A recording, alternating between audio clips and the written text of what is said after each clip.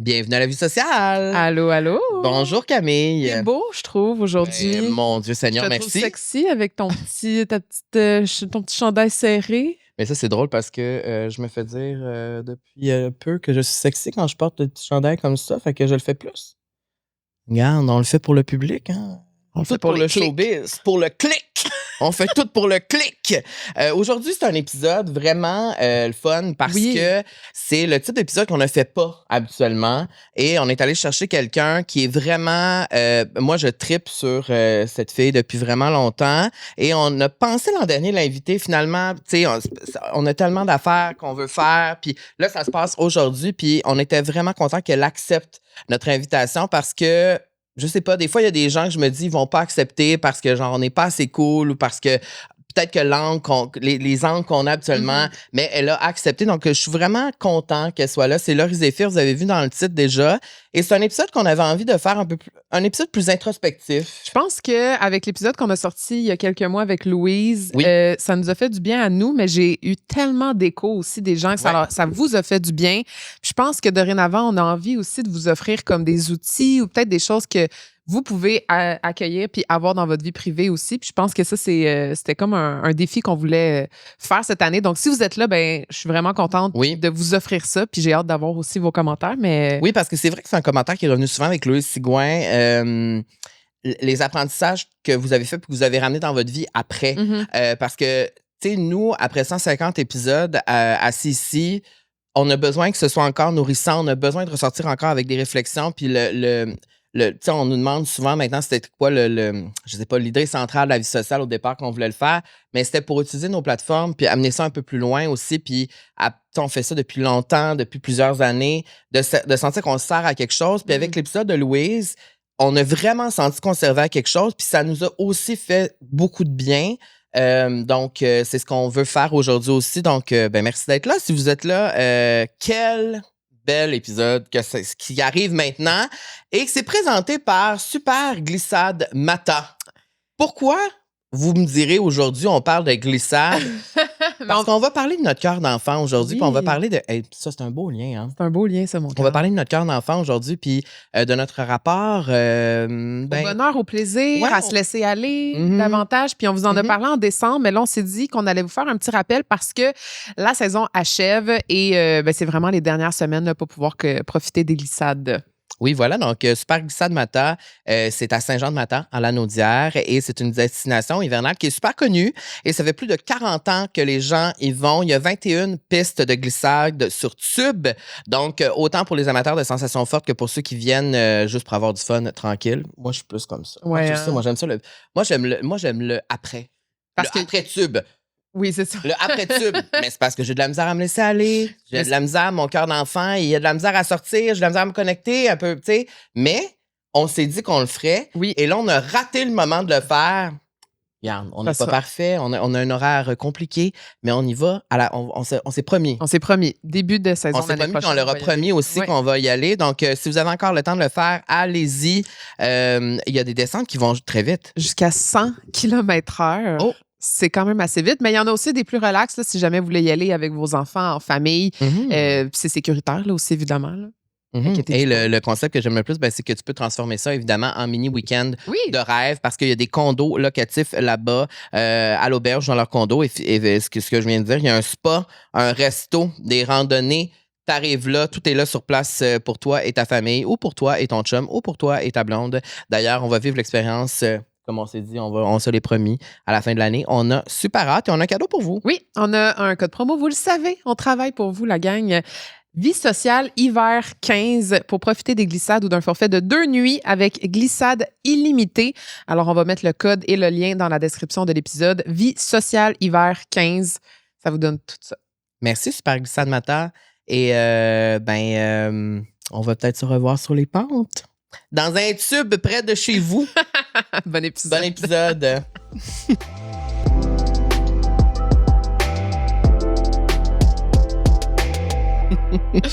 Bonjour. Bonjour à vous deux. On dirait que moi, j'ai un moment, je fangirl. Mais voyons. Non, mais je te le dis, je suis vraiment sincère.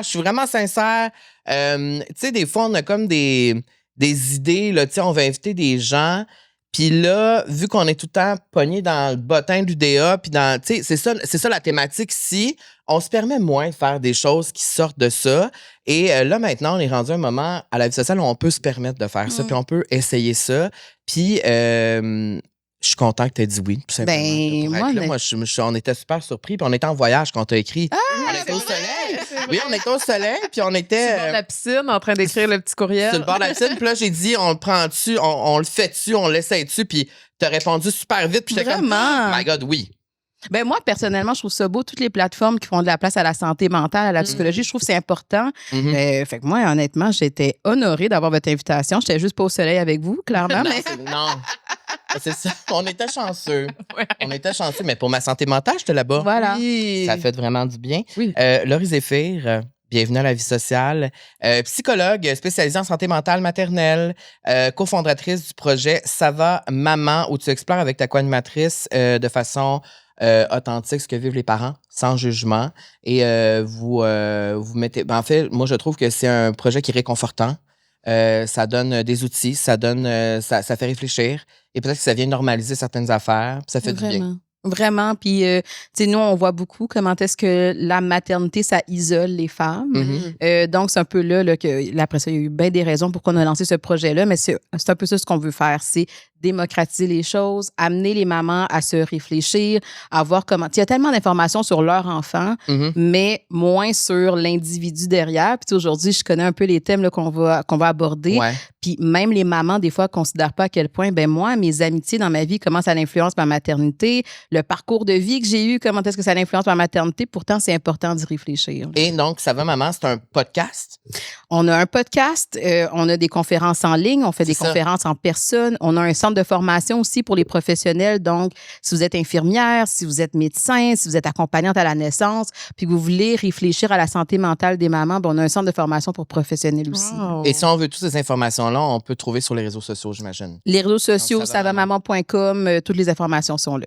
Wow. Wow, c'est un beau projet. On va pouvoir en parler un peu plus tantôt, mais... Oui, pour juste faire une parenthèse, mais pour avoir une amie qui a accouché très, très, très récemment, qui nous a fait part, il y a de ça même pas une semaine, qui m'a mentionné à quel point qu'elle trouvait ça difficile des fois de ne pas pouvoir parler de sa réalité, puis que nous, en tant qu'amis, on ne sait pas trop la place qu'on peut avoir avec elle, puis que je pense que de garder ces liens-là d'amitié, ça peut être difficile, ça peut être challengeant, puis je pense que c'est tellement, tellement pertinent d'avoir une plateforme pour ces femmes-là. Et je pense aussi dans le cas où, mettons, tu as un enfant, tu deviens maman, mais que tes amis autour ne le sont pas nécessairement. Ouais. Là, ça crée comme un petit décalage. Ouais. Mais je trouve ça quand même beau que ton ami s'est senti assez confortable et à l'aise de venir vous en parler. Puis je pense que c'est un peu ça, c'est qu'à un moment donné, il y a beaucoup de femmes qui vont garder en silence, mais ce silence-là, il peut faire beaucoup de mal. Puis tu sais, quand il est là longtemps, hey, je me sens délaissée par mes amis. J'ai l'impression que mes amis sont moins à l'écoute. J'ai l'impression qu'ils sont moins là, qu'elles comprennent moins ma réalité. Mais je me permets d'en parler avec elles. Peut-être qu'elles peuvent là s'ajuster à moi, contribuer au village, m'aider aussi des fois à avoir une perspective différente. Moi, j'adore ça. Là. Moi, j'ai plusieurs amis. Il y en a qui sont parents, il y en a d'autres qui ne le sont pas. Mais quand j'ai une question, je me permets d'aller voir tout le monde. Ça me permet de sortir de ma chambre d'écho. Fait que je trouve ça beau de parler de l'amitié de cette façon-là aussi. Vraiment. Je te laisse aller. Ben, on commence par quoi? On va parler de tout. Là, ben, c'est ça, par où commencer? En fait, premièrement, notre première question, c'est comment vas-tu? C'est donc bien gentil. Avant qu'on commence à parler de nous, là. On pose toujours cette question-là. Comment tu te sens? Ben là, c'est drôle. Tu te déposes ici aujourd'hui? Je me dépose post-gastro. Donc, c'est jamais une période si agréable que ça, mais pré-printemps. Puis moi, je suis clairement quelqu'un qui, tu sais, tout ce qui est hiver, le froid, moi, ça m'affecte beaucoup.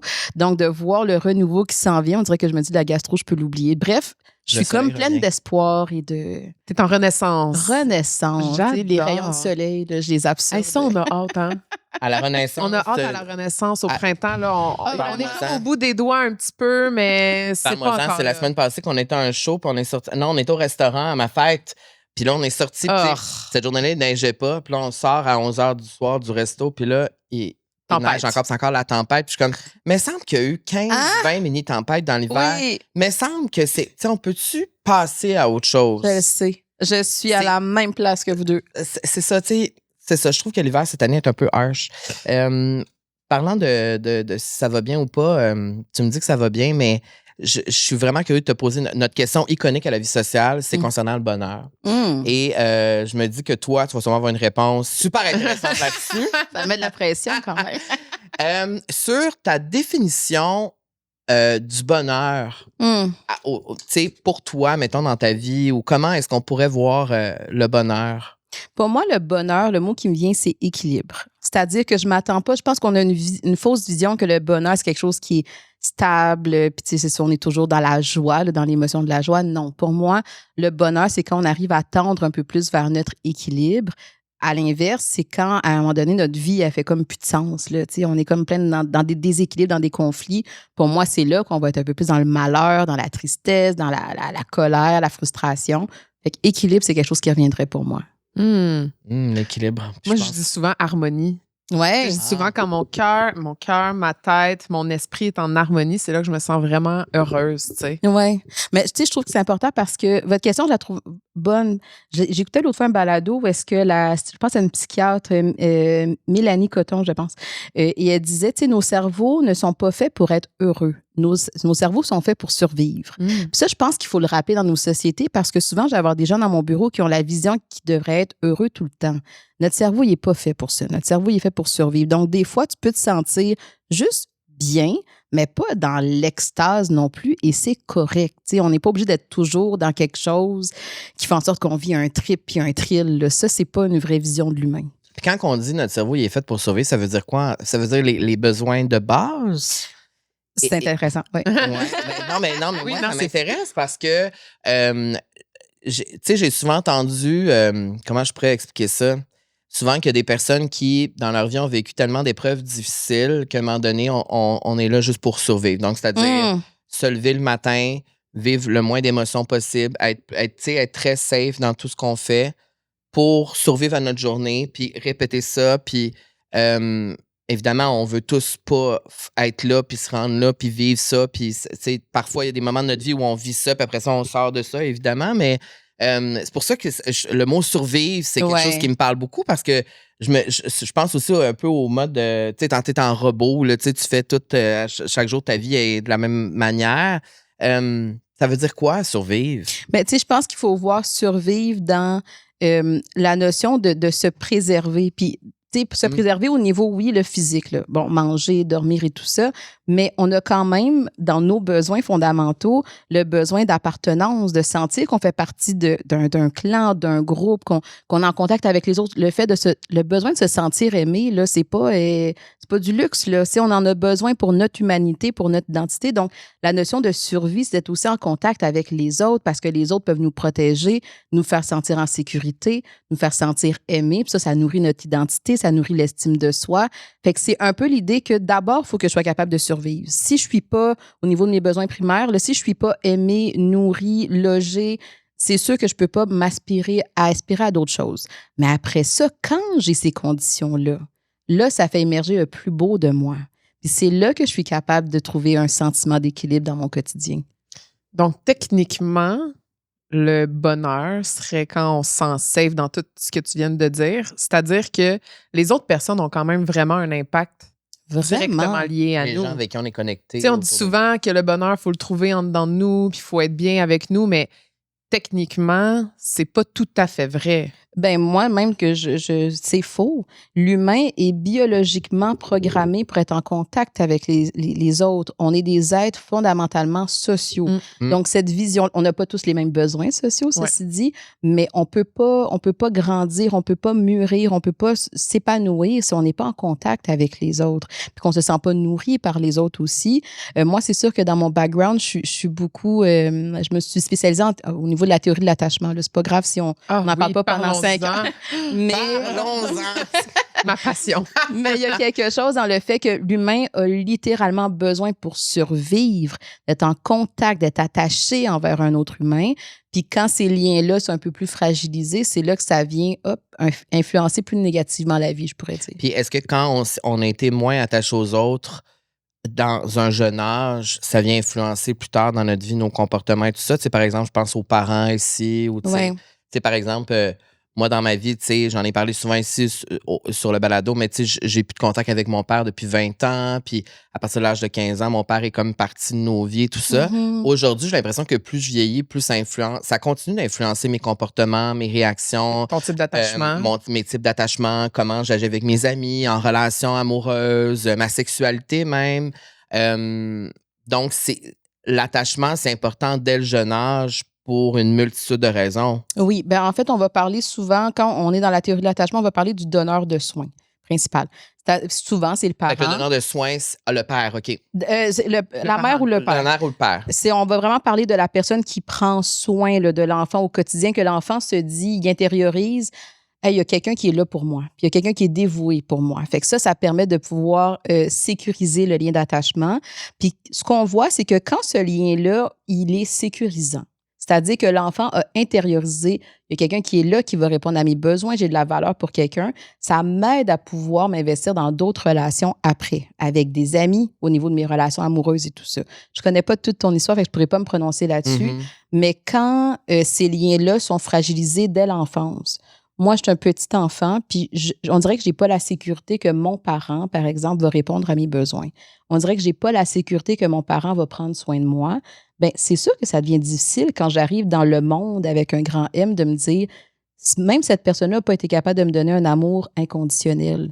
Comment quelqu'un d'autre pourrait me le donner? Ça ne veut pas dire qu'on n'est pas capable après dans la vie là, de travailler à défaire cette vision-là, mais c'est juste que j'arrive dans la vie un peu avec cette insécurité de est-ce que l'autre va être là pour moi? Est-ce que je peux m'appuyer sur lui? Fait que c'est la difficulté à faire confiance. Exact. C'est la difficulté à faire confiance, à développer cette relation-là où est-ce qu'on peut être proche l'un de l'autre, mais on n'a pas besoin de rester accroché. Tu sais, là, je n'irai pas dans les patrons nécessairement. Si vous voulez, on peut y aller, mais en fait, c'est qu'on va voir qu'il y a un peu 4 patrons d'attachement. Le premier, c'est le sécurisant, c'est-à-dire que on va voir à l'âge adulte une personne qui se permet d'être en contact avec les autres, qui ne se sent pas menacée.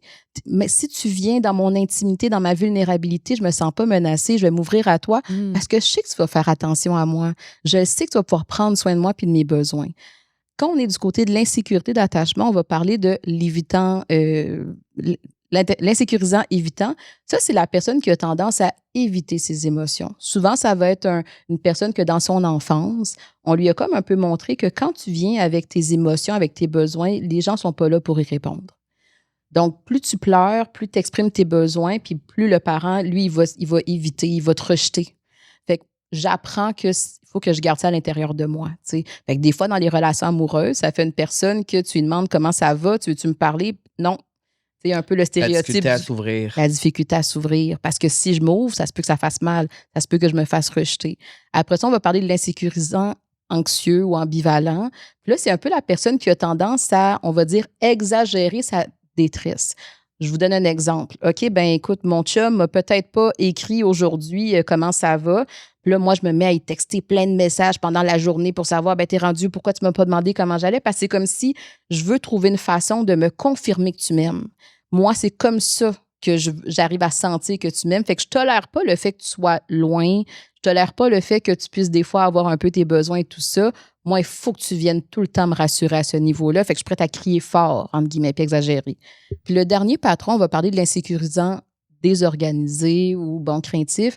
Puis là, c'est un peu la personne qui, dans son enfance, a appris que mon parent, des fois, il peut me blesser. Fait que c'est pas la personne qui me protège.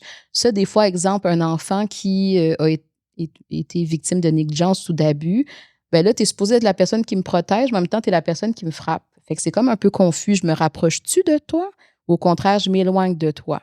Puis ça, à l'âge adulte, ça peut amener un peu à des comportements désorganisés. La personne, elle va dire « Hey, je veux vraiment que tu viennes à la maison. J'ai besoin que tu viennes pour prendre soin de moi. » Mais dès que la personne, elle s'en vient, « Ben voyons donc, t'es donc ben pas gentil. » C'est comme si tu me repousses, mais en même temps, je veux que tu viennes. Hein? Fait que c'est pas clair comme message qu'est-ce que j'envoie à l'autre. C'est-tu clair comment je le présente? Clair. Ouais. C'est très clair. C'est très bien expliqué aussi. Tu te reconnais-tu dans un...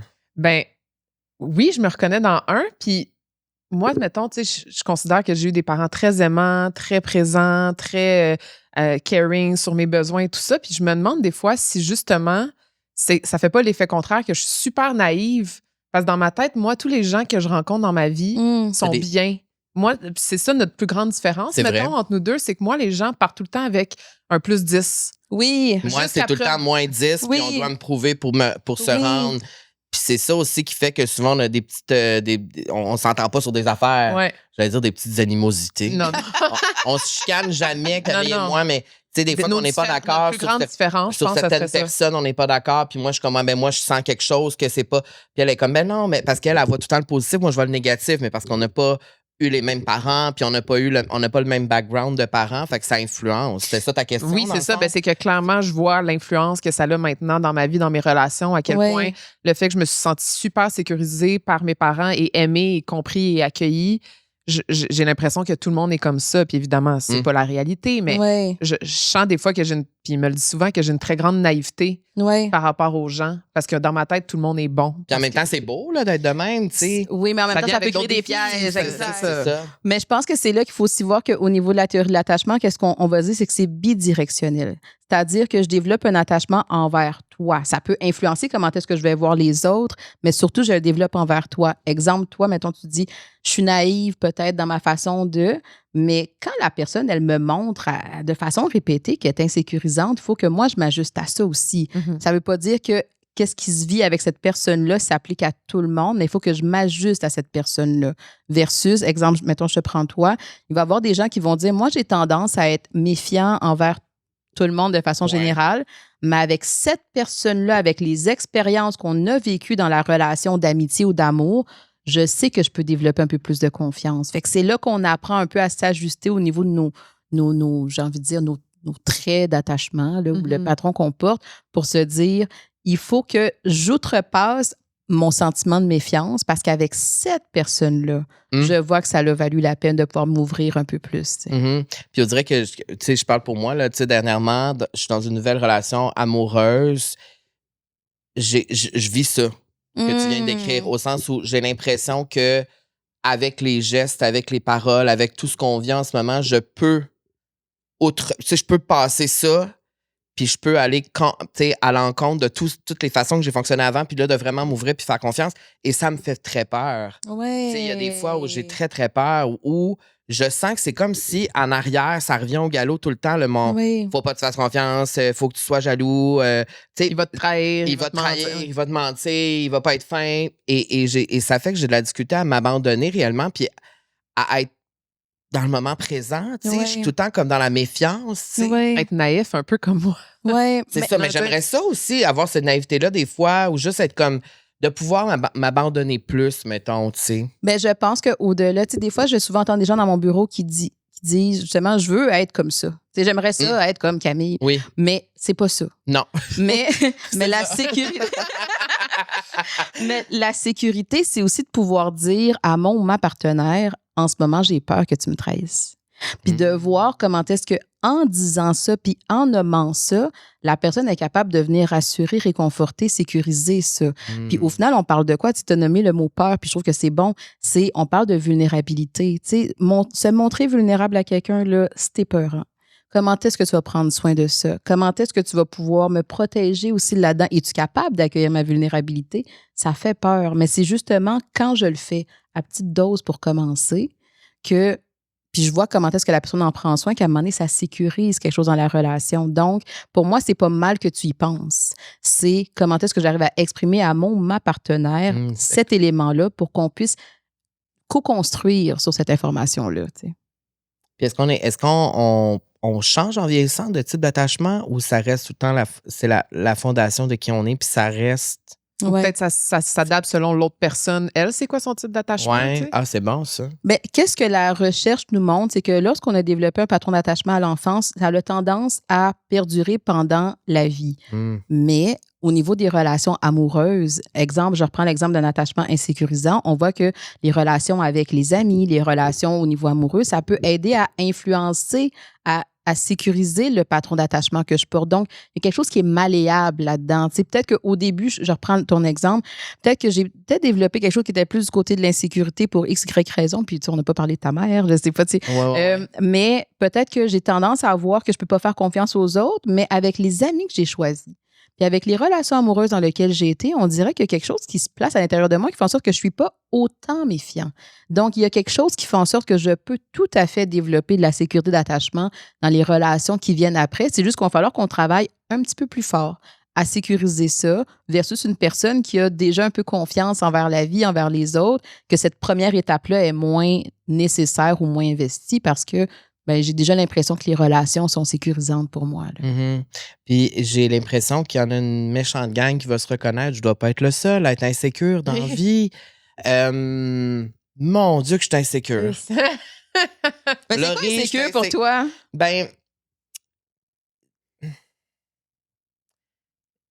C'est comme si j'oubliais tout le temps, constamment, ma valeur. Puis que réellement, au fond de moi, je connais cette valeur, je connais ce que je peux apporter, je sais c'est quoi mes forces. Tu sais, je suis quand même... Je suis conscient de beaucoup de choses, puis je sais que ce que j'apporte, c'est pas comme l'autre à côté. Je suis capable d'être... J'ai une unicité à... Ouais. Mais je l'oublie constamment. Ouais. Et pour moi, c'est ça l'insécurité, c'est de toujours être insécure à me dire les autres vont toujours être meilleurs que moi, on va toujours en choisir un autre que moi. Comment moi, je peux être cette personne choisie? Puis là, je parle en relation, oui, d'amour, mais ça peut être autant en amitié, ça peut être professionnel, ça peut, ça me suit partout dans ma vie, là, tu sais. Puis je pense qu'il y a une méchante gang aussi qui est comme ça, dans le sens que... Puis là, c'est sûr que ça se montre plus en amour, ça se montre... Des fois, ça ressort plus de... Mais pour moi, ce serait ça l'insécurité. Je sais pas si c'est une bonne réponse. C'est tout à fait une bonne réponse. Ta réponse me touche, en fait. Je pense ouais? D'être capable d'avoir cette authenticité-là, d'avoir accès à sa vulnérabilité comme ça, moi, je trouve ça très beau. Là. Ça montre beaucoup d'introspection, de réflexion. Puis, je trouve que c'est comme un peu un lien avec l'insécurité relationnelle, mais il y a aussi de l'estime de soi, il y a aussi un sentiment d'efficacité personnelle à travers tout ça. Puis c'est là qu'on a tous... ce genre de réflexion-là, on peut tous l'avoir. L'humain est sensible au rejet, l'humain est sensible au fait de ne pas se sentir bon dans quelque part, mais après ça, on apprend à se mettre dans des conditions qui vont favoriser un discours interne. Si, mettons, tu dis, OK, des fois, j'ai tendance, moi, à me poser des questions sur ma valeur, puis en plus, je suis dans un milieu professionnel où est-ce que je me sens pas appréciée, je me sens pas aimée, où est-ce que je me sens dévalorisée, ça m'aide pas beaucoup. Si je m'arrange pour partir un projet avec mon ami que j'aime, en plus, je suis capable de m'appuyer sur elle, je suis dans une relation amoureuse qui m'amène quelque chose, où est-ce que je me sens valorisée, je me sens aimée, c'est là que petit à petit, quand la petite voix, moi, c'est pas le fait que la petite voix elle soit là qui me dérange, c'est qu'est-ce que je suis capable de mettre en place pour moins l'entendre, puis qu'elle soit là moins longtemps aussi, versus il y a des gens où est-ce que la petite voix, elle vient, puis tu fais rien. Exact. Tu ne te mets pas en action. Je me mets pas en action. J'ai pas des éléments, je suis pas dans des contextes de vie pour venir contrebalancer cette pensée-là.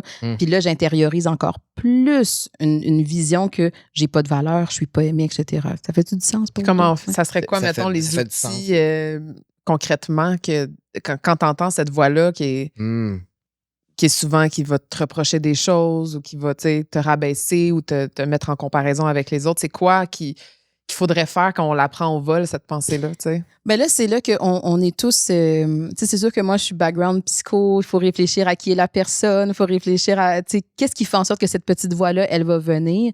Il y a des gens où est-ce que c'est vraiment un temps d'arrêt qui va les aider. C'est-à-dire que j'entends la voix, puis il faut que je me parle là, dans ces moments-là pour me dire, je viens contrebalancer le discours. Il y a d'autres personnes qui sont pas capables de faire ça, puis qu'eux, ça va être, il faut que j'appelle une personne de confiance pour que cette personne-là, elle vienne. Puis des fois, ça peut être, on va utiliser les deux stratégies à différents moments, mais il n'y a pas de recette magique. Je pense que c'est un peu là où est-ce qu'il faut s'enlever cette attente-là, qu'il y a comme une procédure. Mais c'est quelque chose, j'ai l'impression, qui se travaille. Oui, parce qu'au final, c'est une pensée. Il faut se distancer de la pensée. C'est pas parce que je le pense. Moi, en ce moment, je pense, puis je me dis, demain matin, je pourrais gagner la loto. Je sais que ça n'arrivera pas. Fait qu'il faut se distancer de la pensée qui vient intérioriser quelque chose à l'intérieur de moi. En ce moment, je pense que j'ai pas de valeur. En ce moment, je pense que... Mais c'est une pensée. C'est momentanément. C'est momentanément. Puis qu'est-ce qui a contribué à cette pensée-là? Exactement. C'est-tu mon chum ou ma blonde qui m'a dit quelque chose qui fait en sorte que ça a trigger quelque chose? Est-ce que c'est parce que j'ai pas eu une promotion? Puis qu'est-ce que j'utilise après pour me sortir de ça? Des fois, il y a des gens qui vont focusser sur, exemple, j'ai pas eu une job. Puis là, dans ces moments-là, je me dis que je suis pas assez bon, puis tout ça. Mais il faut que je fasse le travail conscient de me dire, oui, mais regarde tous les autres emplois que j'ai eus, regarde toutes les belles opportunités, regarde mes forces. Puis c'est le fait de faire le travail inverse qui fait en sorte que ça vient nourrir mon identité au lieu de juste rester pris un peu puis accroché à la pensée de, regarde, tu l'as pas eu parce que t'es pas bon ou parce que t'es pas bonne. On est sans mots. Mais parce qu'on se reconnaît là-dedans. Oui, puis tu sais, dans la dernière année, moi, j'ai vécu une rupture avec quelqu'un que pendant 8 ans, j'ai été avec, puis que j'avais beaucoup mis ma valeur dans ses mains, puis j'avais l'impression que mon amour était uni, dans le sens unique, dans le sens que je donnais beaucoup d'amour, puis quand on s'est séparés, j'ai eu l'impression que ma valeur s'est effondrée, j'ai eu l'impression que j'étais plus assez, puis pas parce que c'est ce qui me faisait sentir, mais c'était mes pensées à moi qui me disaient, bon, ben ça y est, tu sais, c'est ça. Finalement, j'avais raison, j'étais pas si incroyable que ça, tu sais. Ça a été un long chemin dans l'année pour me reconstruire puis essayer de comme pallier à ça puis de finalement vraiment réaliser la valeur que j'avais, tu sais. Mais dans des moments aussi où que tu vis des grosses épreuves, puis là, je parle de rupture, mais il y a plein d'autres épreuves aussi, ça serait quoi les choses concrètes qu'on peut faire pour nous faire du bien, tu sais, quand c'est des moments de même. Parce que je comprends que c'est des pensées, mais des fois, tu n'es même pas assez forte pour... Non, oui. Mais je pense que c'est là... Tu sais, je trouve qu'on est dans une société qui donne l'impression que c'est aux gens de faire quelque chose de plus. Mais quand on vit une épreuve, des fois, la seule chose qu'on est capable de faire, c'est juste de s'entourer. Ouais. Parce que justement, c'est les autres qui sont capables de me refléter à travers leurs yeux à quel point... ben, qui sont là pour moi, qui m'aiment, puis que je suis une bonne personne, parce que moi, je suis pas capable de me le dire en ce moment. Puis je trouve que la valeur du soutien social, puis ça, c'est quelque chose de, tu sais, c'est pas dans ma tête, là, au niveau de la recherche, on le voit bien, comment est-ce que le soutien social, c'est un facteur de protection important pour la santé mentale. Donc, c'est particulièrement parce que c'est mon ami qui vient avec, genre, sa crème glacée à Häagen-Dazs, puis on va juste écouter la télé. Je fais juste pleurer, on se parle même pas, mais t'es là pour moi. Ma présence, ouais. Fait que ça fait toute une différence versus des fois, il y a des gens qui vont. Vous pouvez les faire, le journal de la gratitude. Vous pouvez améliorer votre hygiène de vie et tout ça. Mais dans les moments où est-ce qu'on se sent, qu'on touche à la souffrance comme ça, c'est pas ce genre de stratégie-là qui vont aider nécessairement. Parce que ça nous donne un sentiment de contrôle. OK, là, j'ai une grosse peine d'amour. Je vais essayer de mettre ça en place. Comment ça se fait que j'ai encore de la peine? Mais oui, mais attends une minute, là, c'est venu créer une brèche à l'intérieur de toi. Laisse-toi le temps pour te reconstruire. Puis c'est pendant que tu te laisses le temps de te reconstruire que les gens peuvent te supporter. Parce que toi, toute seule, tu es en train de vivre quelque chose d'important. J'aime ça tout ce qui est rapport au lien avec les gens qui nous entourent. Le soutien social, le soutien social, puis les connexions avec les gens qui nous entourent et tout ça, parce que on en a parlé souvent ici, surtout l'année passée, puis encore une fois cette année, qu'en vieillissant, par exemple, c'est plus difficile de créer des amitiés solides, profondes. Sincères. Qu'en vieillissant, justement, il y a plusieurs de nos amitiés qui s'arrêtent, où on évolue, on se transforme. Il y a des gens qui disparaissent ou qui font juste partir. Et tu sais, je pense qu'on l'a vécu de deux façons différentes dans les dernières années, mais tu sais, par exemple, moi, j'ai vécu des nouvelles amitiés avec des filles qui, finalement, ça m'a déçu. J'ai été déçu. J'ai eu l'impression que je me suis réouvert à l'âge de 35 ans à des gens, puis que ça s'est pas passé comme je voulais. Alors là, ça a fait en sorte que là, j'ai encore plus la difficulté à croire que c'est possible de créer des amitiés aussi solides comme j'ai avec Camille aujourd'hui, puisque ça fait plus de 15 ans qu'on se connaît. Alors, tu sais, on parle de soutien social, puis c'est important mais pour les gens qui n'ont pas toutes ces personnes-là autour de soi, comment qu'on fait pour aller à la rencontre de l'autre en vieillissant? Peut-être que c'est difficile pour moi, mais ça l'est pas pour tout le monde, mais j'ai l'impression que c'est quelque chose qui est revenu ici souvent avec nos invités, que les amitiés en vieillissant, c'est vrai que c'est difficile. On manque de temps, on n'est plus... Puis aussi, de se montrer vulnérable, c'est difficile aussi. Ben, je trouve qu'il y a tellement d'éléments dans ta question parce que oui, c'est vrai qu'on manque de temps, mais est-ce qu'on prend le temps aussi de créer ces occasions-là? Je trouve qu'à un moment donné, on peut... Des fois, je vais rencontrer des gens dans mon bureau, ils le savent. En ce moment, je fais juste m'investir au travail. Ça prend toute la place, mais c'est sûr que ça devient plus difficile dans les moments où... Quand ça va bien, ça va bien. Mais dans les moments où est-ce que c'est plus difficile pour moi, je ne sais pas sur qui m'appuyer, j'ai plus d'amis. Exactement. Donc, c'est important d'investir ce réseau-là. Des fois, c'est avec des vieilles amitiés. C'est le fun, c'est réconfortant, mais des fois, c'est vrai que ça demande de la créativité. Est-ce que je m'en vais dans un club de marche parce que j'aime ça moi aussi marcher? Est-ce que je m'en vais dans un party avec des amis connexes qui fait en sorte que je vais peut-être pouvoir au moins créer des liens? Puis je pense aussi qu'il faut accepter la déception dans les amitiés. C'est-à-dire que je peux pas avoir une personne, peut-être que dans votre amitié à vous, ça va, là, mais je peux pas avoir nécessairement une personne qui répond à tous les besoins. Ouais. Donc, des fois, je vais avoir une personne que cette amie-là, là, de m'en aller au cinéma avec elle, ça va combler, ça va être drôle et tout ça, mais je peux pas m'ouvrir. C'est pas la personne qui a la meilleure écoute. Puis l'autre amie, c'est elle que je vais appeler parce que peut-être qu'on n'est pas dans la même ville, mais à chaque fois que j'ai besoin de me confier à quelqu'un, on utilise notre réseau selon les besoins qui ont besoin d'être répondus. Versus quand des fois, je peux entendre des gens qui ont l'espoir que cette personne-là puisse matérialiser un peu tous mes besoins. On va rire ensemble, on va se confier, on va être capable de faire des... c'est peut-être pas toujours possible, ça. Après ça dépend du niveau de déception. C'est ça que tu veux aussi, dire par la déception. Oui. Pas genre, tu m'as fait de la peine. À la limite, ça peut se passer, mais tu sais, pas la personne, elle a été méchante avec moi, plus que, peut-être que j'aurais voulu que cet ami-là réponde à mon besoin de me confier, mais je réalise que c'est pas nécessairement la bonne oreille. Je vais le trouver ailleurs, ce besoin-là. Peut-être que je vais quand même garder cette amitié-là pour l'aspect divertissement, ça vient par exemple. pas dévaloriser. Oui, qu'est-ce que l'autre personne elle peut apporter, exact. Je le dis souvent, ça, que j'ai des amis pour différentes raisons. Puis je pense que c'est la chose qui me libère le plus de justement pas mettre tout dans le même panier puis de me dire, elle doit combler tous ces besoins-là ou lui doit combler tous ces besoins-là. Ça met moins de pression sur une personne. Oui. Puis ça t'enlève aussi toi-même de la pression de pas être cette personne-là pour quelqu'un ou... Ouais. Je pense que ça fait juste un peu augmenter la force du réseau. C'est-à-dire que si j'ai... La force du réseau, j'aime ça! Si j'ai une amie dans mon réseau, c'est sûr qu'elle doit répondre à beaucoup de besoins en même temps. C'est sûr.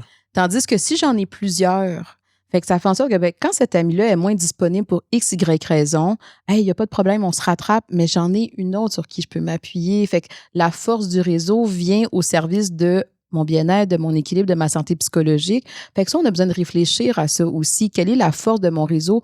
Comment je l'utilise? Je vais être très stéréotype, là. Mais tu sais, c'est comme un peu moi avec les mamans que je rencontre où est-ce qu'elles vont dire, hey, moi, là, ma mère, je sais que je peux l'appeler à 3 heures du matin pour y parler de comment est-ce que je me sens, tout ça. Mon père, je peux même pas y dire que j'ai eu de la peine aujourd'hui, sinon ça le fait comme un peu stressé. Par contre, si j'ai demande d'aller me chercher des couches à la pharmacie Jean Coutu à 9 h le soir, je veux pas faire placement de produit, là. Mais... On aime Jean Coutu. Mais si je demande à mon père de sortir pour aller m'acheter, fait que lui, je vais l'utiliser pour l'aspect un peu plus instrumental. Mais c'est ça, fait que c'est deux... Oui, c'est deux besoins différents. Fait que c'est là qu'on apprend à utiliser le réseau qui nous entoure à notre service. Si je suis toujours déçue de mon père parce qu'il n'est pas à l'écoute, je le sens comme à un moment donné, je vois pas non plus le fait qu'il fait peut-être du mieux qu'il peut dans qu'est-ce qu'il peut. Là, c'est avec comme ses d'accepter les forces, c'est ça, de chaque personne. Ouais. Exact. Fait que je pense que ça, c'est au service de la santé psychologique. Puis est-ce que c'est une fausse croyance ou idée que j'ai qu'en vieillissant, c'est plus difficile de créer des liens solides? Je pense qu'en vieillissant, il y a un peu plus la peur de la déception. Tu sais, tantôt, on en parlait. Tu sais, les enfants, ils sont comme, c'est mon ami. Puis 2 semaines plus tard, on n'est peut-être plus amis. Puis c'est mon chum. Puis Tandis que quand on est adulte, on sait comment est-ce que ça fait mal d'être déçu. Puis on sait comment est-ce que ça fait mal de se sentir incompris, invalidé. Puis on a moins le temps aussi. Donc, c'est comme si on peut se mettre plus de pression à ce qu'il faut que cette amitié-là, elle en vaille vraiment la peine. Et c'est correct. Des fois, peut-être que mes besoins sociaux sont déjà comblés avec ce que j'ai déjà. Donc, d'investir une nouvelle amitié, peut-être que je le comprends pas, c'est pas nécessaire. C'est quand mon réseau de soutien n'est pas suffisant. On n'a pas tous les mêmes besoins sociaux, je le rappelle. Donc, quand je réalise à l'âge adulte que, OK, j'ai perdu mes amis parce que j'ai changé de ville, parce qu'il y a eu des déceptions, mais je ne suis pas en train de mettre de l'énergie à me recréer un autre réseau. C'est juste mes collègues de travail parce qu'ils sont là. Ouais. Peut-être que là, moi, j'ai besoin d'avoir une prise de conscience sur non, il faut que je priorise le fait de pouvoir créer des liens qui sont plus solides, qui me permettent d'aller plus dans ma vulnérabilité, de me déposer de façon plus authentique aussi. Puis, mes questions, ça n'arrête pas. Mais non, on y va. Est-ce que ça veut dire que c'est pour ça qu'il y aurait justement des amitiés à l'âge adulte qui ne fit plus ou ne fonctionnent plus parce que on s'est rencontrés, mettons, il y a 15 ans où on était peut-être un peu plus naïf ou moins au courant de comme qui on est réellement? On n'a pas les mêmes besoins non plus, j'imagine, non. c'est ça? On n'a pas les mêmes besoins. Puis, tu sais, il faut quand même se rappeler l'adolescence, entre autres, là, c'est une crise identitaire. Il y a beaucoup de choses qui changent à l'adolescence. On se questionne, mon Dieu, qui je suis, les besoins sociaux et tout ça change. Donc, des fois, on arrive à l'âge adulte puis on réalise, cette personne-là, peut-être qu'elle répond un petit peu moins. Peut-être que finalement, c'est plus blessant que d'autres choses. J'en parle de l'adolescence parce qu'à la maternité, on voit que c'est aussi une crise identitaire. Donc, il y a un re-questionnement de ses valeurs, il y a un re-questionnement par rapport à ses besoins et tout ça. Donc, des fois, il y a des mamans qui vont dire, ces amis-là d'avant, on dirait que je me sens moins proche d'elle. On dirait que j'ai moins envie. Ça arrive. Ça fait de la peine, des deuils dans les amitiés. Ça fait mal. Oui, ça fait mal. Mais des fois, c'est comme si, mais on ne peut plus être en lien de cette façon-là. Ça ne fonctionne pas. Est-ce qu'on est capable de s'ajuster ou au contraire, l'ajustement est trop difficile puis on est mieux de s'éloigner? C'est un peu comme une danse. À un moment donné, on dansait de la bachata, c'est donc bien le fun. Puis à un moment donné, on fait comme, ça me tente plus de danser cette danse-là. Moi, je veux danser du hip-hop. Est-ce qu'on fait comme un ajustement? Puis là, la communication va nous aider à, tu sais, quand je t'appelle puis que j'ai l'impression que tu n'es pas à l'écoute et tout ça, la communication nous aide à pouvoir changer, transformer la relation. Mais des fois, on sait pas possible avec certaines personnes, puis c'est correct. Fait que ça veut dire que des fois, ça se peut, au cours de notre vie, qu'on a des amis de premier plan qui vont reculer puis qui vont être, mettons, en troisième plan, juste de même. Puis là, il y en a d'autres qui prennent. Ça pourrait. Pour certaines saisons de nos vies. Oui. Mais qui vont pas nécessairement disparaître de nos vies, mais qui pour certains moments sont là, mais de plus loin. Oui, et pourquoi? Parce que nos besoins changent. Tu sais, cette vision-là qu'on est un peu, tu sais, toujours la même personne tout le temps. Non, nous-mêmes, nos besoins changent. Et les besoins de la personne changent aussi. Nos contextes nous font changer. Dans certaines amitiés, c'est comme si, malgré ces désaccordages-là, on est toujours capable de se retrouver. On trouve toute une façon de « OK, toi, t'étais plus là-dessus, puis à un moment donné, toi, t'avais ton chum, puis on s'était un peu loin. » Mais on arrive toujours à revenir. Puis avec d'autres personnes, c'est moins possible. Ça fait partie de la vie. Fait que quand t'as des amis, il faut être dans le laisser-aller aussi, j'imagine. Il faut être plus dans l'acceptation. Ou peut-être les relations en général. Ouais. Mais tu sais, tu disais, parce que ça me fait penser quand justement quelqu'un tombe en couple ou rencontre quelqu'un. Fait que là, tu sais, automatiquement, tu veux laisser ton ami, tu sais, là, je parle, mettons, pour nous, dans les dernières semaines, tu sais, je veux laisser de l'espace à mes amis qui veulent développer une nouvelle relation. Fait que moi, automatiquement, je prends un peu un step back pour pouvoir les laisser vivre ça, tu sais. C'est intéressant. OK. En tout cas, pour moi, c'est comme ça, tu sais, c'est comme je prends un peu pour acquis que, là, c'est leur moment. Parce que peut-être c'est ça que moi, j'aimerais qu'on fasse avec moi aussi. Parce que peut-être qu'à l'inverse, j'ai senti le contraire quand moi, j'ai commencé à fréquenter quelqu'un, un reproche de « t'es plus là pour nous », tu sais, je sais pas. Je parle à voix haute en ce moment-là. Je réfléchis à voix haute. On réfléchit à voix haute, mais je pense que c'est là que c'est quelque chose qui doit se discuter à deux. Parce que peut-être que pour certaines personnes, ça va être, ben non, au contraire, j'ai envie de t'inclure, pas dans ma relation, mais j'ai envie de t'inclure, j'ai envie que tu sois là pour moi. Fait qu'on peut tout à fait garder ce lien-là qui est plus proximal. Mais pour d'autres, ça va être, c'est vrai que j'ai envie de comme avoir un peu ma bulle. On apprend à tolérer, je reviens à la notion de sécurité, d'attachement, on apprend à tolérer ces mouvements-là dans la relation sans que ça crée un bris dans la relation. Fait qu'en ce moment, tu as besoin d'avoir un peu plus ta bulle avec ton chum, ça avec change ta rien blonde. à l'amour et le respect. Ça change rien. C'est comme si la valeur, elle reste la même, mais la façon que ça va s'exprimer, on le communique, puis on apprend justement à s'ajuster par rapport à ça. C'est d'être ouvert au changement. Oui, flexibilité. Oui, ça, c'est un mot qui revient beaucoup, là. La flexibilité. Ouais, le contraire de rigidité, Carl. Ça, je pense qu'on a mis le doigt. En tant qu'être rigide, je pense que c'est ça. C'est ta la rigidité, puis moi, je suis très flexible. Es-tu un être rigide? Moi, je trouve ça intéressant comment tu te définis. C'est drôle parce que j'ai eu une conversation là-dessus la semaine passée, puis je réalise que c'est comme si je suis rigide sur certaines affaires, mais que quand j'arrive, par exemple, que ce soit mettons en relation amoureuse, je suis moins. Tu sais, il y a comme, mais est-ce que je me décris comme un être rigide? Je pense que je suis plus rigide que je ne le suis pas. Ça, c'est sûr. Si je me compare à elle, parce qu'on, tu sais, notre plus grande différence, je pense que ce serait ça. La flexibilité versus la rigidité. Mais être rigide, c'est quoi? Tu sais, dans le sens que je pense que c'est quoi, mettons, être rigide, c'est quoi pour toi, mettons? Ben, moi, c'est vraiment, quand je suis dans la rigidité, c'est qu'il n'y a pas de, j'aime pas ça. J'aurais pas de mots précis, mais il n'y a pas de mouvance, il n'y a pas d'évolution, il n'y a pas quelque chose qui est adaptatif à la situation. À ce moment-là, je ne le serais pas parce que je suis toujours en réflexion puis en... Je sais pas. Non, mais dans le sens que, tu sais... Non, mais mettons, tes valeurs, c'est ça. Oui, c'est ça. Moi, ça serait plus à ce niveau-là. rigidité au niveau de mes valeurs, au niveau de mes opinions, au niveau... c'est ça. C'est ça. Ouais. C'est vraiment... On dirait que vous avez comme des images en tête. Oui, c'est vraiment ça. C'est au niveau des valeurs. C'est vraiment au niveau des valeurs que ça va être difficile de me convaincre du contraire si je suis persuadée que... Ouais. Ben, après, bon, écoute, là, j'irai pas trop, mais c'est là la notion de il y a moi, mais il y a l'autre aussi. Tu sais, dans une relation, fait que l'autre peut, je reprends l'exemple des valeurs, on peut les deux avoir la valeur de, je sais pas moi, la famille. Ouais. Mais peut-être que pour moi, ça va s'exprimer dans moi, je veux passer le plus de temps possible avec mes enfants. Puis peut-être que pour toi, ça va être moi, je veux travailler le plus possible pour m'assurer que leur avenir est sécurisé. Fait qu'on a les deux la même valeur, mais il faut qu'on se la communique parce qu'on n'a peut-être pas la même vision de c'est quoi, comment elle s'exprime cette valeur-là. Puis c'est là la notion de flexibilité, c'est d'essayer de s'ajuster à l'autre. Tu sais. C'est là que moi, je dis souvent, ça respire dans la relation. C'est que s'il faut que tout le monde s'ajuste à la personne qui est trop rigide, ça devient difficile puis c'est épuisant pour les autres de tourner autour de la personne qui, elle, fait pas un petit mouvement. Quand l'autre dit « OK, j'entends », pour l'instant, il y a peut-être une résistance qui monte parce que ça me demande de changer et tout. Puis j'aime peut-être plus le contrôle. Moi, c'est là où est-ce que je voulais plus entendre. Peut-être que le contrôle est sécurisant pour moi parce que je sais à quoi m'attendre, je sais comment planifier. Mais j'ai entendu ce que tu m'as dit, puis parce que qui tu es, ça a de la valeur pour moi. Je vais prendre en considération ce que tu m'as partagé comme opinion, comme perception. Moi, je trouve que quand ce travail-là il est fait, il y a quand même un peu de mouvance. Là. Il y a des gens pour qui c'est arrêté, on ne bouge pas de là, mais c'est dur d'être en relation des fois avec ces personnes-là. Là. C'est bon, ça, je trouve, la notion de laisser une relation respirer. Laisser nos relations respirer. Être en mouvement. Ça fait réfléchir. Quelque chose qu'on parle aussi beaucoup ici à la vie sociale, c'est la trentaine, parce que on est... je suis rendu à 35 ans, ça n'a pas de bon sens. J'avais l'impression qu'hier, j'avais encore 18 ans. Hein? Le temps passe vite. C'est vraiment ça. Puis on parle aussi de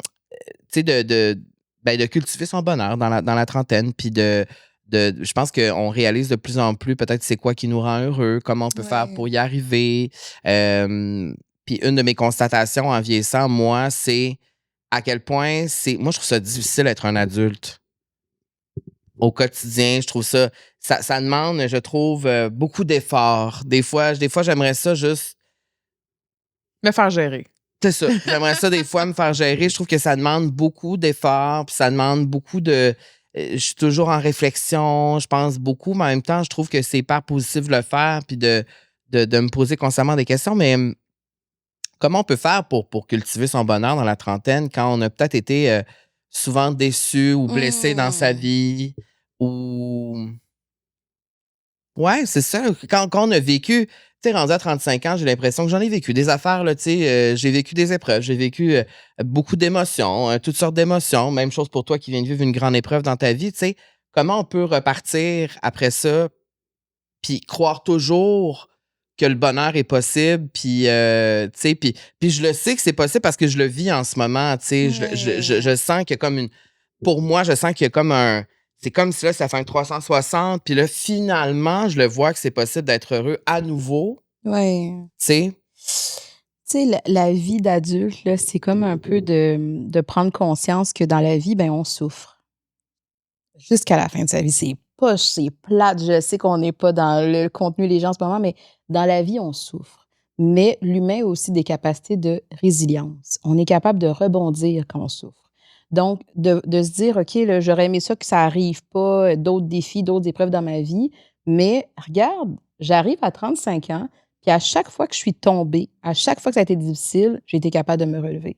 Fait que pour le reste de ma vie, il faut que je vois que j'ai ça à l'intérieur de moi. Là. C'est pas arrivé par magie, c'est j'ai été capable soit d'aller m'outiller, j'ai été peut-être en psychothérapie, je me suis peut-être appuyée sur mon réseau, mais à chaque fois que j'ai trouvé ça difficile dans ma vie, jusqu'à présent, j'ai trouvé une façon de me relever. Fait que pour le reste de la vie, ça risque d'être ça quand même qui est là. Des fois, on ne voit pas qu'il y a des choses qui sont là sans qu'on les voit. Je sais comment réfléchir dans l'introspection. Je sais comment me mobiliser. Je sais comment me responsabiliser. Je sais comment aller chercher des ressources. C'est des belles choses à avoir pour la suite de sa vie. J'ai l'impression que quand on se relève de ces périodes-là, ça te donne encore plus confiance. Tellement. Pour la suite, ça donne encore plus d'outils. Ben, c'est ce pour que les tu dis en ce moment. C'est ce que je vis, non, mais pour vrai. Non, mais vraiment. Non, mais dis-le, parce que je trouve ça important. vraiment, Moi, je la beau. remarque, ta résilience. Non, mais c'est parce que souvent, tu vas le dire toi-même que tu es résiliente, que c'est une de tes plus grandes qualités. Puis je trouve ça vraiment. Moi, j'ai toujours admiré ça qu'elle dise ça d'elle-même, qu'elle le reconnaisse. Parce que c'est quelque chose que c'est pas tout le monde qui reconnaît ça. Ça peut être au fond de nous, mais on le sait pas trop. Puis je trouve ça bien que tu le sais. Je vous laisse vivre ce moment-là. Moi, je trouve ça beau. Non, mais nous, c'est notre daily talk. C'est notre daily talk, nous. Mais non, mais c'est vrai. C'est vrai que je trouve que, surtout avoir été résiliente, mettons, dans cette épreuve-là que tu as vécue, après, c'est sûr que ça donne une confiance supplémentaire de dire, hey, j'ai survécu, je suis encore là. Exact. Tu sais, je suis encore là, puis je passe à travers. Puis dans les moments où je pensais que j'allais pas passer à travers, ben finalement, je passais de l'autre bord, puis je suis encore ici. Oui, puis c'est là la notion de. Le but, c'est pas que ça n'arrive pas. Tu sais, des fois, j'entends des gens qui sont comme un peu dans l'anxiété, scénario catastrophe. Je veux pas que ça arrive. Comment est-ce qu'on peut prévenir la situation? Puis là, c'est comme si la peur est. On peut pas. La peur d'anticipation est tellement grande versus la personne qui est passée après puis qui fait comme, mais mon Dieu, tous les apprentissages que cet échec-là, que cette épreuve-là, que cette erreur-là m'a appris, je repars avec ça. Fait que quand on voit la force de ça, c'est là que ça fait un petit peu moins peur d'être face à un nouveau défi. Ça veut pas dire que c'est le fun, là. Mais c'est juste, je sais que j'ai ça en moi. Tous les apprentissages vont m'être utiles pour la suite. Là, je connais pas ton épreuve, mais tout ce que tu as appris avec ton ex, peut-être que dans ta nouvelle relation amoureuse, il y a des choses. Exact. Fait que c'est plate à dire, mais il a fallu que tu vives ça comme ça. On s'entend, là. Il y a des épreuves, des fois, qui sont trop dures à vivre là, pour l'humain, mais tout ce que tu as appris, c'est pas perdu. Puis je pense que quand on voit que ça, c'est quelque chose qu'on met dans notre fameuse boîte à outils, des fois, les gens, ils viennent dans notre bureau de psychologue, puis je veux des outils. Ouais, mais c'est pas de même. Des fois, il y a des choses qui se sont placées à l'intérieur de toi où est-ce que, là, c'est justement parce que j'ai vécu ça que ces outils-là, maintenant, je peux les voir parce que je les ai vécus. J'ai vécu l'expérience de ça. Ça, c'est fort. Fait on peut trouver beaucoup de force à travers la souffrance. Oui. Je sais que les gens n'aiment pas ça. Mais oui, c'est à travers les erreurs, c'est à travers les échecs, c'est à travers ces épreuves-là qu'on est capable de se relever, de voir, de réfléchir. Ça nous donne une perspective, mais c'est là qu'on a besoin d'être entouré. Parce que c'est sûr que sur le coup, pendant que tu souffres, si je te regarde puis je fais comme, oui, mais là, t'apprends, tu sais, je veux dire, non, tu as besoin de pouvoir te déverser, de pouvoir te sentir démunie, impuissante, mais là, il y a des gens qui sont là pour être capables de t'offrir de l'amour puis de la douceur pendant cette période-là. Puis, tu sais, je trouve que quand on en parle, nous, tu sais, ça va bien, tu sais, mettons. Oui. Mais tu sais, quand tu es face à une personne qui vit, exemple, un cancer, tu sais, il y en a, la personne est face à l'impuissance un peu totale, là. Et là, c'est là où est-ce que, les gens vont dire, même si je vis un cancer puis c'est dur, puis on est face à l'inconnu, l'amour de mes proches, le soutien de mon équipe médicale, le fait que mon équipe au travail, ça, là, c'est ça qui m'aide à me relever. Fait qu'en attendant, on tolère un peu cette situation-là. Je pense que ça nous donne un peu un reflet que face à des grandes épreuves, il y a vraiment quelque chose sur le soutien social qui peut faire une grande différence. Et le soutien du système, à la limite, on aurait pu aller là aussi. Là. Merci pour toutes ces connaissances-là. C'est terminé? Non, c'est pas terminé. On n'est qu'à la moitié. C'est pas fini encore, mais vu que le temps passe vite, je vais vous parler de quiz. On va faire un petit quiz Fizz à la maison parce que la vie sociale est présentée par nos amis chez Fizz. Oui, ma belle Camille, c'est quoi Fizz pour les gens qui ne sauraient pas encore? C'est une compagnie de télécommunications, la gang. C'est Internet, câble, télé, tout le kit. Tout le kit. Et moi, je suis membre et j'adore. Un fier membre. Et un fier membre, oui. J'arrête pas de vanter les services de Fizz parce que c'est vrai. Moi, ça a changé ma vie à la maison. Je peux vraiment surfer sur Internet rapidement. J'adore. Et c'est très honnête. Je vous le dis, là. J'ai l'air intense, mais c'est vraiment vrai. Et avec Fizz, on parle, Laurie, souvent de déconnexion numérique. En fait, de parler de notre relation avec les réseaux sociaux, notre relation avec, c'est ça, tout ce qui vient avec ça, c'est-à-dire se comparer aux autres, l'estime de soi et tout ça. Et j'ai une question pour toi. Ce serait quoi comme ta meilleure... ou peut-être que ça. Oui, non, c'est mieux. Okay. Parce que j'ai 5-6 questions. Hey, moi, là, ça pourrait durer 6 heures, ce podcast-là. Est-ce que tu crois que notre téléphone nous connecte plus qu'il nous éloigne? Non. Moi, j'ai l'impression que ça nous éloigne. Oui. Mais je comprends l'aspect de connexion. C'est-à-dire que c'est facile. Là, je repense aux mamans. Là, à 2 heures du matin, là, je suis là, je suis en train d'allaiter ou je donne le biberon à mon bébé. C'est le fun d'avoir une amie qui est là au bout de mon téléphone. Oui, puis on reçoit beaucoup de messages de mamans qui écoutent le podcast, mettons, puis ça les sort de la solitude ou ça les accompagne. Donc, il y a quand même des bénéfices, mais je pense qu'avec l'abondance de surconnexion, d'informations, les réseaux sociaux, c'est là que j'ai l'impression qu'il y a plus des déséquilibres au niveau de l'éloignement, au fait de se rapprocher des autres, de créer des occasions. On parlait tantôt, est-ce qu'on crée encore des occasions pour se voir ou parce qu'on a un groupe Messenger puis qu'on s'envoie des réels, ben on a l'impression que ça nourrit la relation. Là. C'est vrai ça. C'est vrai ça. Ça fait réfléchir. On réfléchit beaucoup aujourd'hui. On a un code promo pour vous, Vie25, qui vous donne une prime de référence de 25 $, 10 go de données mobiles gratuites et 1 mois d'Internet gratuit. Merci, Fizz. Et je dirais aussi merci, Fizz, de nous faire réfléchir là-dessus, de parler de déconnexion numérique. Je trouve ça vraiment intéressant, en fait, que Fizz veut parler de ça parce que ça crée une discussion. Puis ça nous fait réfléchir et peut-être nous faire... on n'est pas en train de dire ne pas utiliser les réseaux sociaux, ne pas utiliser Internet. Bien au contraire, si on est en connexion avec vous en ce moment, c'est parce qu'Internet existe. Mais de le faire avec une bonne conscience, avec conscience, pleine conscience, je pense. Puis là, ça a l'air facile de dire ça, mais je sais que c'est difficile d'être toujours en pleine conscience quand on est sur les réseaux sociaux et sur Internet. C'est pratiquement impossible, mais le plus souvent possible, se rapprocher de la totale conscience. D'arrêter de penser que nos relations sont que sur les réseaux sociaux, que parce qu'on parle à du monde en texto, en FaceTime, sur Instagram, qu'on est liés, mais en fait, en réalité, c'est de sortir de chez soi, de connecter face-to-face, en vrai, créer des moments. Puis c'est ça qu'on disait l'autre fois. Je trouve que en vieillissant, on crée moins ces moments-là versus quand on était ado puis qu'on partait tout en vélo l'après-midi, tu sais.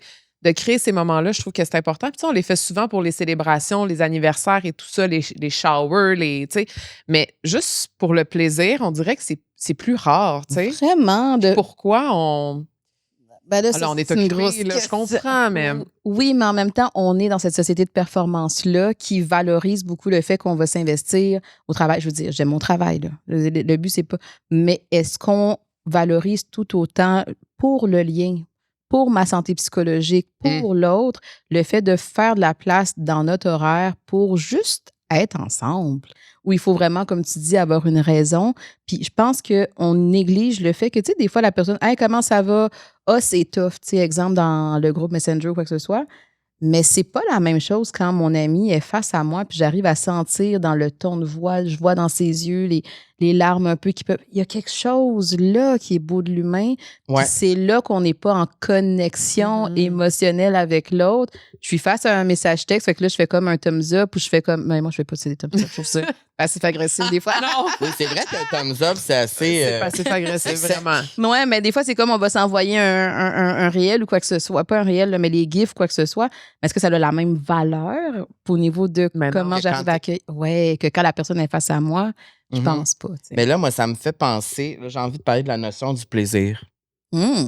Parce qu'on en a parlé aussi, on le sent entre nous. On se dit souvent qu'on a, en vieillissant, on a développé un genre de bâton dans le derrière. Ah! Un bâton qui nous a poussés, là. Un bâton qui nous a poussés, qui fait en sorte qu'on a moins de facilité à s'abandonner et avoir du fun pour de vrai. Tu sais, ça peut être, là, ça a plein de niveaux. Là, ça veut pas juste dire sortir faire le party, c'est pas ça.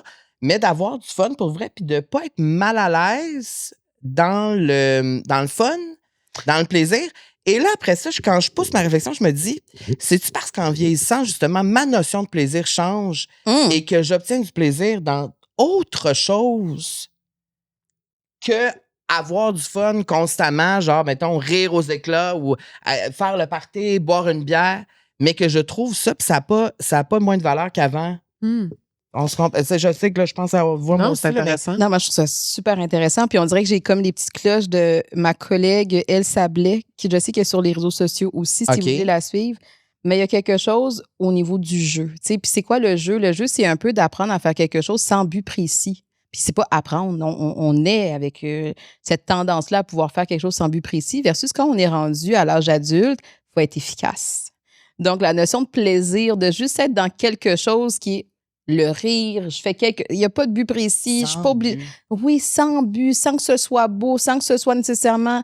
Non, on fait juste faire quelque chose puis vivre ce moment-là dans le ici et maintenant, sans objectif. Ça, on se laisse plus beaucoup de place à ça. Fait que ça permet de laisser de la place à la joie, à l'appréciation du moment. Mais souvent, dans nos vies d'adultes, on a l'impression que c'est du temps qui sert à rien. Donc, parce qu'on n'est pas efficace, on ne sert pas à quelque chose nécessairement. Exactement. Là, c'est OK, je vais aller faire une randonnée parce que, puis je vais la faire avec tant de pas par jour parce que... Toujours trouver une raison à pourquoi. Oui. Puis... Mais juste d'y aller pour comme aller regarder les rats. Je comprends là, que c'est pas un plaisir infini, mais c'est juste de se reconnecter à qu'est-ce qui se passe là maintenant. Le plaisir, je trouve que c'est un peu la même chose. C'est quoi ma vision du plaisir?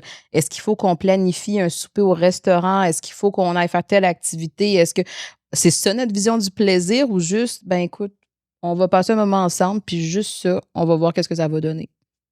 Ou moi, je vais juste m'offrir l'occasion de m'en aller je m'en vais me promener. Puis il n'y a pas de but précis, il n'y a pas de... Je comprends, là, la réalité de la vie, là, on ne peut pas faire ça, là, on n'est pas tous des retraités qui peuvent... Je comprends ça, mais l'idée, c'est plus de pouvoir se reconnecter à ces moments-là qui ne servent à rien, qui ne sont pas planifiés, qui n'ont pas une structure, qui n'ont pas une vision, juste pour se réapprendre un peu à ressentir les choses comme elles sont. Puis je pense que c'est un chemin qui aide à aller vers le plaisir. Moi, j'ai comme l'impression qu'en vieillissant, moi, je suis une personne très sociale, j'aime ça, aller danser, aller faire un peu le party, mais on dirait qu'en vieillissant, j'ai comme pris pour acquis que faire le party, c'était comme immature. Tu sais, que c'était comme, là, j'ai plus l'âge. Tu sais, on dit souvent ça, là, rendu à mon âge, là, à 9h30, je dois être couchée, tu sais. Puis récemment, j'ai eu l'opportunité d'aller dans les Alpes avec des amis, puis c'était un voyage de presse, puis j'ai tellement eu de plaisir. De un, parce que j'avais l'impression qu'on était un peu inconnus, là, tu sais, on était dans un autre pays, fait qu'on n'avait pas non plus ce réflexe-là de dire le monde nous regarde ou quoi que ce soit. Mais au-delà de ça, comme tu dis, c'était pas prévu. C'était quelque chose, on s'est tous laissé aller avec vraiment aucun but précis. Puis ça faisait vraiment longtemps que j'avais eu du plaisir comme ça. Puis je me rappelle le matin qu'on partait, j'étais avec une de mes meilleures amies à la Nice, puis on a regardé les montagnes, là, puis les deux, on avait les yeux pleins d'eau, puis on est comme, mais quelle chance qu'on a eu de vivre ça ensemble, tu sais. Puis on a eu un super gros moment de reconnaissance puis de gratitude, un bliss là, que j'appelle là, comme une bouffée là, d'émotions, tu sais. Puis à ce moment-là, je me suis dit, oh my God, je me suis fait la promesse que je voulais plus jamais rater des opportunités comme ça, de vivre des trucs comme ça avec mes amis ou des nouvelles personnes, puis de vraiment me laisser aller, tu sais. Oui. Mais ça, c'est un travail de se laisser aller pour de vrai puis de faire confiance à ces moments-là, tu sais. On dirait que j'ai le goût de reprendre le laisser aller par se laisser surprendre. Ouais. Je pense que c'est là. Est-ce que je me laisse encore surprendre dans le quotidien où ma vie est tellement métro, boulot, dodo, cordée? C'est vrai que ça peut faire du bien, une certaine routine, une certaine prévisibilité, mais à quel moment je me laisse surprendre pour être capable de... Des fois, j'aime pas ça, là, dans la surprise, dans l'exploration. Oui. Mais des fois, mon Dieu, je pensais pas que j'allais aimer ça à ce point-là. Ouais. Je trouve ça beau, qu'est-ce que vous avez vécu, vous deux, comme amis, en plus, on a ce plaisir-là partagé. Aïe, c'est le fun.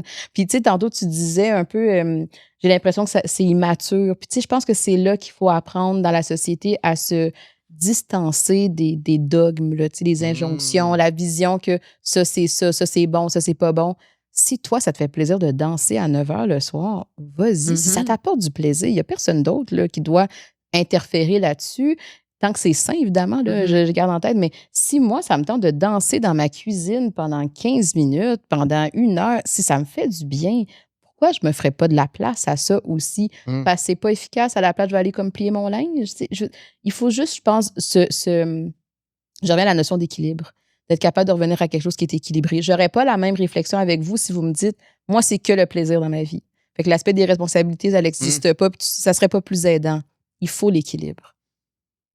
C'est super intéressant parce que il y a tellement de fois dans ma vie d'adulte où il y avait des opportunités devant moi où j'aurais pu me laisser aller ou me laisser surprendre.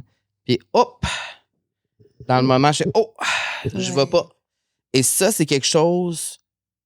je me bats constamment avec ça dans ma vie d'adulte.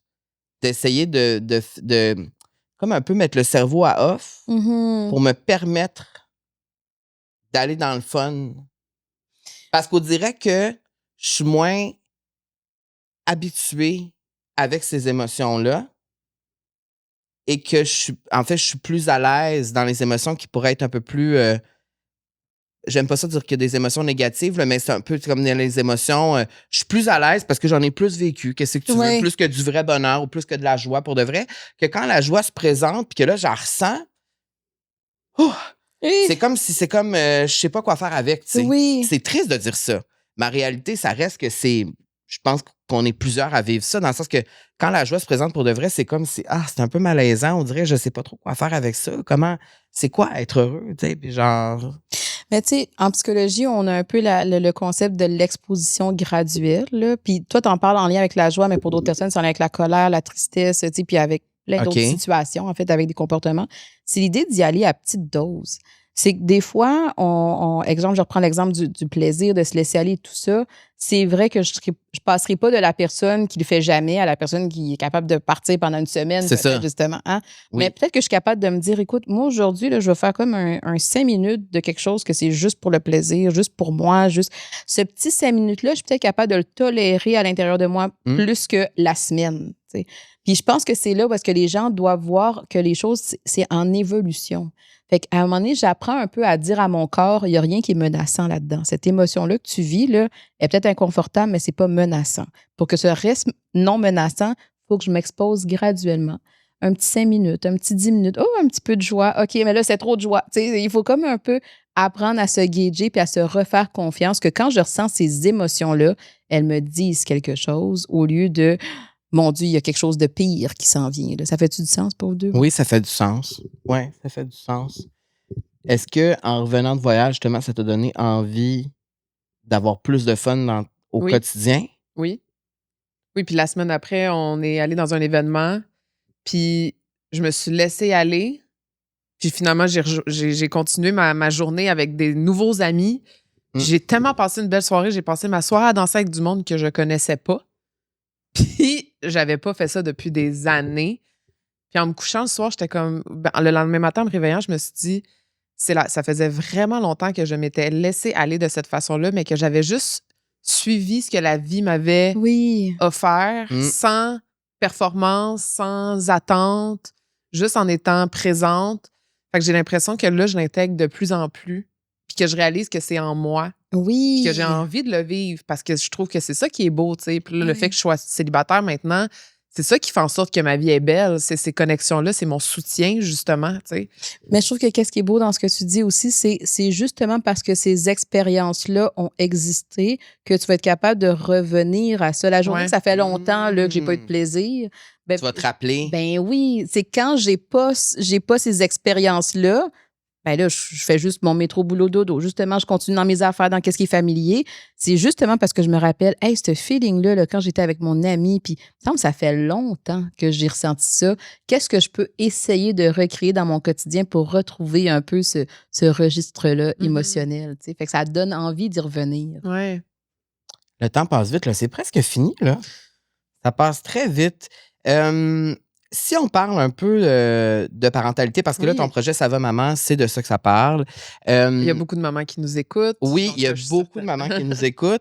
En quoi Ça va, maman pourrait aider les mamans qui nous écoutent? Pourquoi est-ce que les mamans devraient aller soit écouter le podcast ou aller rejoindre votre plateforme? Qu'est-ce qui... Ben, je trouve que ça regroupe beaucoup de thèmes qu'on a parlé aujourd'hui. C'est la notion un peu de connexion à soi-même, de refaire de la place au plaisir. Nous, ce qu'on essaie de faire à Ça va, maman, c'est de rappeler à la mère de se remettre dans l'équation aussi. Parce qu'on trouve que souvent, les mamans ont tendance sont là pour les chums, les blondes, les enfants, pour les parents, pour l'employeur et tout ça. Mais arrive le moment de se regarder, puis là, c'est ça. Il n'y a plus de temps, je suis plus une priorité. Qu'est-ce que j'aime moins? Est-ce que je suis encore bien dans mon couple? Comment se passe la parentalité? Il y a moins d'espace pour se poser ces questions-là. C'est là qu'on voit plus de difficultés. Nous, à travers Ça va, maman, on va essayer d'amener la maman à se réfléchir, se connaître un peu plus, puis qu'à travers ces réflexions-là, elle va comme trouver un sentiment d'équilibre à travers la maternité. On a parlé de village aujourd'hui beaucoup, d'entourage. Et il y en a beaucoup de mamans qui n'ont pas ce village-là ou que même quand il est là, ne savent pas comment l'utiliser. Donc, nous, à travers Ça va, maman, toutes ces réflexions-là, on dit, nous, on va prendre soin de toi. Ici, on prend soin de toi. On n'est pas en train de te dire qu'est-ce que tu dois faire, puis le type de bâton de maison que tu es supposé de faire, puis là, tu allaité, puis toi, tu fais du cododo. Nous, c'est pas ça qui nous intéresse, c'est le savoir-être. Le savoir-être de la maman, puis on fait le pari que, ben, en s'intéressant au savoir-être de la maman, ça l'aide à pouvoir ressentir un sentiment d'équilibre qui, au final, est bénéfique aussi pour sa famille. T'sais. J'imagine que ça peut être aussi un outil qui est intéressant pour... ben, en fait, mettons, je prends toi comme exemple qui n'a pas d'enfant, mais que tes amis en ont. Un outil de compréhension, peut-être, pour comprendre ce que nos amis mamans peuvent ressentir ou vivre, ou la réalité des mères qui nous entourent? Bien, vraiment, tu sais, moi, Ça va maman, j'ai fait avec ma collègue Jessica Brazo, qui est journaliste, qui est maman de 3 enfants. Moi aussi, je suis maman, là, mais à travers nos échanges, c'est comme si les mamans arrivent à se connecter à la réalité de Jessica, qui est très authentique, très vulnérable, elle souffre surtout. Puis moi, je viens avec un peu plus l'aspect psychologique. Donc, autant pour la maman qui nous écoute que pour son entourage, c'est d'avoir une meilleure compréhension. Quand je suis capable de comprendre qu'est-ce que mon amie maman vit, ça me donne peut-être un peu plus d'empathie. Puis peut-être qu'il y a des questions qui vont venir avec ça. Comment tu te sens aujourd'hui? Je reviens au début quand vous m'avez posé la question, comment t'arrives, toi? Ouais. Ben, des fois, je pense pas à le demander à mon amie maman parce qu'elle est là, puis elle est en train de gérer les biberons, puis le sac à couche et tout ça. Puis peut-être que c'est justement en écoutant Ça va maman, un peu les contenus. Puis tu sais, on a des réseaux sociaux aussi. Fait que même si on n'écoute pas les balados, juste d'avoir une compréhension de « Ah, mon Dieu, tu peut vivre tout ça. La culpabilité maternelle, c'est un thème qui revient beaucoup parce que les mamans se sentent beaucoup coupables. Je me sens pas assez bonne, je me sens pas assez patiente, j'ai pas l'impression d'avoir fait assez de telle affaire avec mon enfant, puis je me sens moins bonne blonde. Puis, fait qu'à un moment donné, elles sont envahies de culpabilité. Fait que quand le réseau peut aussi s'intéresser à être une bonne maman, ben, ça va juste venir aider la maman à se sentir moins coupable aussi. Ben, c'est pas si simple que ça, mais bref, c'est d'avoir une compréhension de comment est-ce que je peux soutenir cette maman-là aussi. Selon toi, c'est quoi la plus belle chose que tu as appris sur toi en étant maman? Oh, wow! Je pense que mes enfants m'ont appris que... Ah, il y a tellement de choses. Puis je pense que mes enfants m'ont appris différentes choses à différents moments de ma vie, mais c'est comme si mes enfants m'ont appris à c'est nécessaire pour prendre soin d'eux que moi, je me regarde à l'intérieur aussi. C'est comme un peu des notions qu'on sait quand on est psychologue puis qu'on fait... Mais pour être capable, c'est comme si les autres, ils nous font un reflet assez direct là, que là, il se passe de quoi ici? Il y a quelque chose qui me fait réagir à quelque chose, puis je sais même pas pourquoi.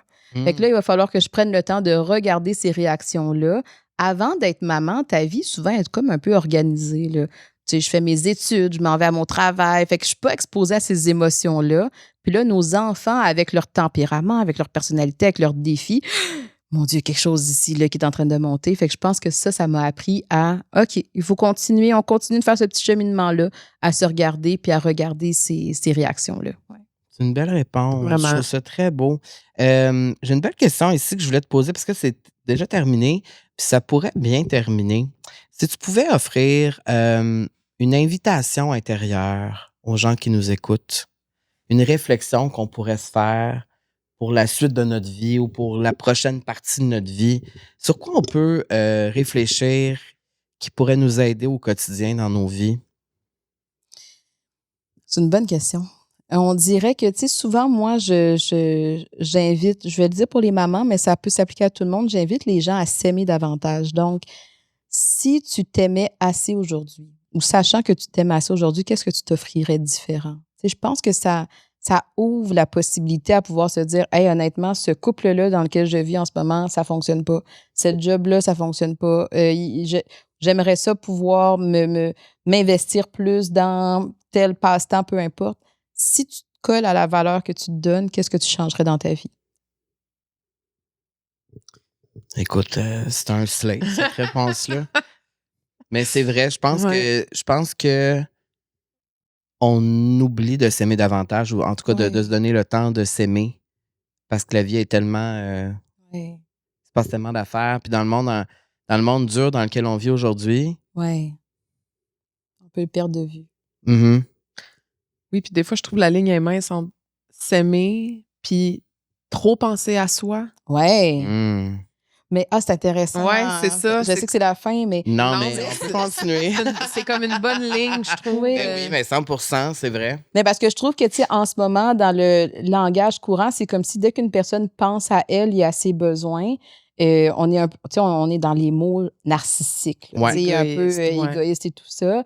Alors qu'il y a un narcissisme qui est tout à fait sain. On va parler d'amour-propre. Il faut quand même que j'aille une saine dose d'amour-propre pour avoir envie d'investir mes besoins, pour avoir envie de respecter mes limites, pour avoir envie de transformer le contexte dans lequel je vis. C'est pas du tout un narcissisme qui est pathologique. C'est au contraire, c'est au service de moi, de l'individu que je suis.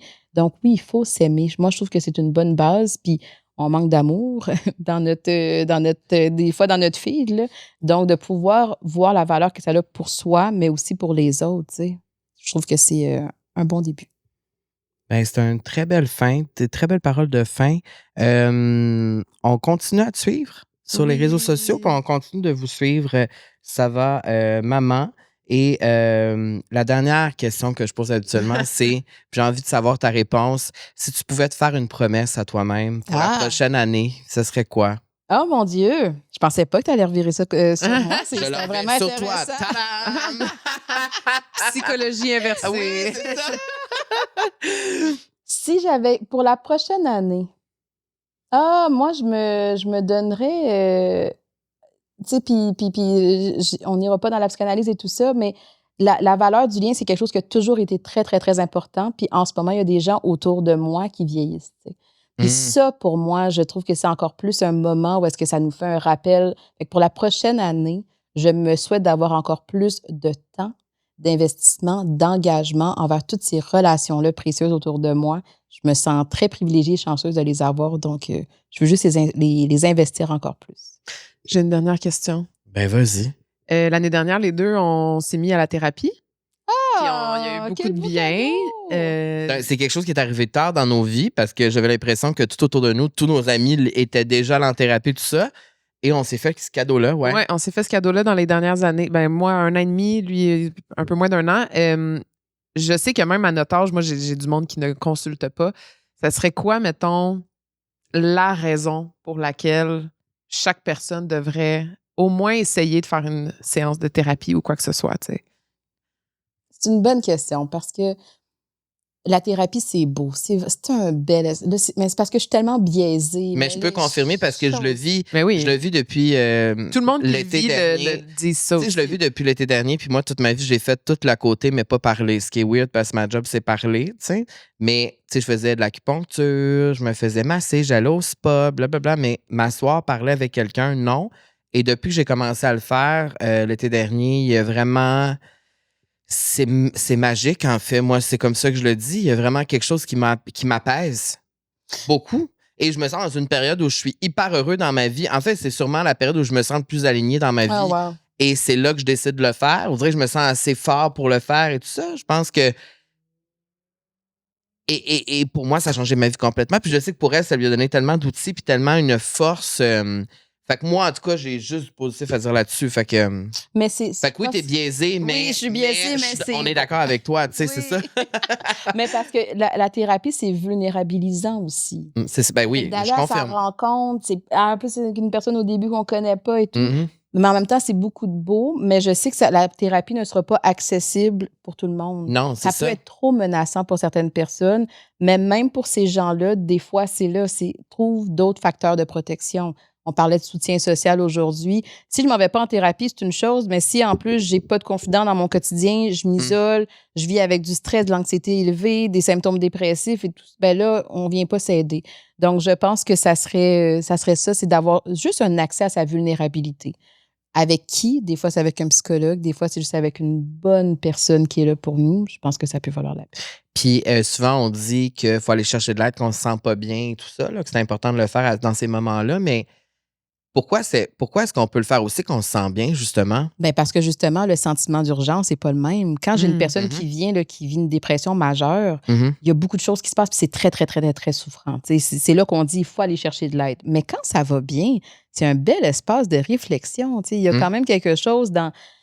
Tu sais, souvent, je dis aux gens, au-delà de tous les outils, de toutes les stratégies que je peux essayer de vous dire, la force des prises de conscience, là, hop là, que c'est fort. Donc, c'est fou. Oui. Ça change tout. Oui, fait que des fois, il y a des gens à l'extérieur de toi qui vont te dire, tu devrais faire ça, tu devrais faire ci, mais c'est pas aussi fort que quand toi, tu le découvres. Puis c'est là que la psychothérapie a fait beaucoup de sens pour ça, mais c'est ça, chacun son rythme. Hein. Il y a quelque chose dans le respect du rythme des gens. Donc, si vous vous sentez bien dans vos vies puis vous avez envie d'y aller, allez-y. Ces prises de conscience-là, elles ont une valeur. Oui, puis je trouve que quand tu vas bien, tu n'as pas le flou aussi. Ouais. Quand tu es en urgence de faut que j'arrête de souffrir maintenant. C'est ça. Il n'y a comme pas ce flou-là. Fait que c'est comme plus apaisant, effectivement. Puis ça veut pas dire que j'ai pas été shaké en sortant plein de rendez-vous. Ah non, je sais. Ça me shake au max. Je suis dans l'émotion, mais j'ai l'impression que justement, le fait que je vais bien, ça fait que je suis comme plus ouvert à comme. Oui. En fait, plus ouvert à tout, à me faire dire des choses, à comprendre des choses, mais plus ouvert à aller dans ces réflexions-là, justement. Oui. Puis aller au fond de moi pour de vrai. Puis être moins, c'est ça, moins fermé, plus ouvert. Oui, c'est beau. Vous êtes des bons vendeurs de thérapie. Vous devriez. Regarde. Engage-nous. Ben non, mais moi, je trouve ça important de parler de ça. Puis parce que tellement longtemps dans ma vie, on m'a dit d'aller en thérapie puis de le faire. Puis là, c'est normal surprenant que tu sais, là, on a souvent des jugements vers les gens qui le font pas, tu sais, autour de nous. Puis je trouve. Respecter le rythme, c'est super important, comme tu l'as dit, parce que c'est pas tout le monde qui est prêt. Non. Et moi, je considère que je n'étais pas prêt jusqu'à l'an dernier. Oui. Mais et c'est exactement ça. Et j'ai été prêt à 34 ans. Oui. Peut-être pas à 26 ans, peut-être pas à 22 ans, mais à 34 ans, j'ai senti que là, c'était le moment que j'allais y aller, m'asseoir en face de quelqu'un, puis parler, puis raconter ma vie, puis être vulnérable. Mais c'est correct aussi que ça... C'est correct que ça t'arrive jusqu'à 46 aussi. T'sais, dans le sens, on se comprend ici. Là. Oui, parce que c'est un processus. Puis je pense que c'est là qu'il faut voir que les résistances font partie du processus aussi. T'étais pas prêt. C'est pas mal, c'est pas... Puis c'est là qu'il y a des gens qui iront jamais en thérapie, mais que les stratégies qu'ils ont pour réguler leurs émotions, pour se réfléchir, peut être tout autant bénéfiques. Donc, ça n'a pas une forme précise. C'est juste que nous, des fois, on aide un peu à canaliser, je pourrais dire, les réflexions puis les prises de conscience. Mais des fois, il va y avoir des gens dans ton entourage qui vont être capables. Oui, puis ça dépend de notre tempérament, ça dépend justement de notre accès à la vulnérabilité aussi. Fait que je pense que c'est simplement, encore une fois, de réfléchir à « mais toi, t'es qui? » Fait qu'est-ce qui convient en ce moment? Puis après ça, on fait notre bout de vie. Merci beaucoup. Merci. Pour cet épisode-là. Puis je vais le réécouter. Je pense que oui. Je pense que oui. Puis comme j'ai dit en début d'épisode, des conversations comme ça, je trouve que c'est des outils. C'est un outil qu'on va lancer dans l'univers, qui va être accessible en tout temps pour les gens, puis qu'après, on peut revenir à ça. Puis, par expérience, après 150 épisodes, ici, on a des épisodes forts qui servent à ça, puis qui sont là pour ça, puis on se le fait dire que ça sert. Et j'ai l'impression qu'aujourd'hui, pour vrai, je suis pas déçue. J'ai l'impression que ça va faire ça. C'est vraiment gentil. Ça valide des choses, mais ça crée aussi beaucoup de réflexion. Vraiment. T'es en train de penser, là? Non, mais là, c'est parce que je sais qu'après ça, on va faire un debriefing.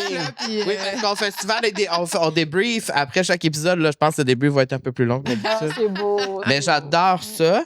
Puis là, j'imagine que s'il y a plein de gens qui veulent consulter avec toi, ça doit pas être possible. C'est possible, parce que là, tu dois être... c'est pas possible. Malheureusement, c'est pas possible. Fait que c'est pour ça qu'on te retrouve sur Ça va, maman. Oui, c'est ça. Moi, c'est ma façon de pouvoir vulgariser. Puis rejoindre le plus de monde possible. Oui, exact. Donc, mais il y a quand même le moteur de recherche de l'Ordre des psychologues du Québec. Si les gens veulent essayer de trouver... Là, les gens m'ont peut-être découvert aujourd'hui, mais il y a vraiment beaucoup de psychologues, de thérapeutes qui font du travail exceptionnel. Donc, allez-y, n'hésitez pas. Puis, sinon, c'est ça. À travers les différentes plateformes, on peut m'entendre. Mais merci beaucoup, Laurie Zéphé. Merci, Camille, pour cette belle discussion-là. Puis encore, merci de t'ouvrir à ce point. Merci à toi de t'ouvrir. Parce que des fois, je réalise pas qu'on s'ouvre autant. Ah, vous êtes beau. On est, Des fois, c'est quand je rencontre des gens. Des fois, je rencontre des gens, justement, à Québec, en fin de semaine, j'étais à Québec, puis c'est ça, j'ai rencontré quelqu'un qui me dit un détail sur ma vie. J'étais comment j'avais oublié que j'avais dit ça. C'est ça, des fois, là, c'est comme. On s'emporte, puis aujourd'hui, on le fait, mais je trouve que c'est beau. Ben oui, c'est beau. C'est beau qu'on arrive à le faire parce que si on peut aider les gens, tant mieux. Moi, je le vois comme ça. Puis, c'est ça, merci beaucoup. On se retrouve mercredi prochain, comme à l'habitude. Même pas si on va être là, la gang. Et on a un gros mois de mars. Excusez, mon Dieu. Je fais juste teaser un petit quelque chose. La semaine prochaine. Il y a des choses qui se passent. La semaine prochaine. Il y a des choses qui se passent. La semaine après. C'est ça? C'est la semaine après cet épisode-là, la gang. Tune in. Tune in. Tune in. Vous pouvez nous suivre sur les réseaux sociaux, Balado La Vie Sociale, Instagram, TikTok, Facebook. On est là. J'en ai publié un. Sur toutes les plateformes audio. Apple, Spotify. On est là partout. Et merci pour vos partages, vos messages. On vous lit. Et cet épisode-ci en particulier, un partage à quelqu'un qu'on connaît, peut-être les thématiques, là. À vos amis mamans. On le fait souvent qu'on partage des choses entre nous, mais oui, vos amis mamans, c'est un bon exemple. Vous êtes plusieurs mamans à nous écrire, souvent d'envoyer ça. Ah, écoute cette conversation-là, cette discussion-là. Ça peut dans vos groupes de mamans, là, on parlait de messages textes. Oui, là, hein? c'est bon ça, les group moms. Ouais. Et voilà. C'est dit, c'est fait. Bonne semaine. Bye!